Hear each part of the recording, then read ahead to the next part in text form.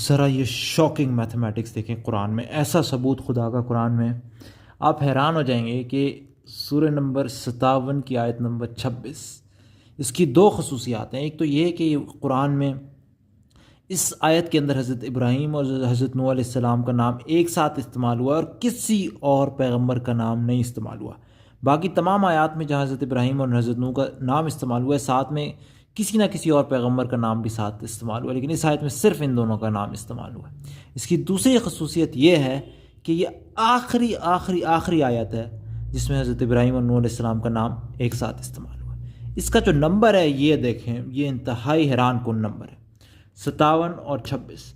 اب آپ یہ چند معلومات ہیں، ان کو ذہن میں رکھیں کہ سورہ نوح سورہ نمبر 71 ہے، سورہ ابراہیم سورہ نمبر 14 ہے۔ ابراہیم لفظ پورے قرآن میں 69 بار استعمال ہوا ہے، اور لفظ نوح پورے قرآن میں 43 بار استعمال ہوا ہے۔ مزیدار بات یہ کہ یہ نمبر ایک کوڈ ہے۔ کیا کوڈ ہے؟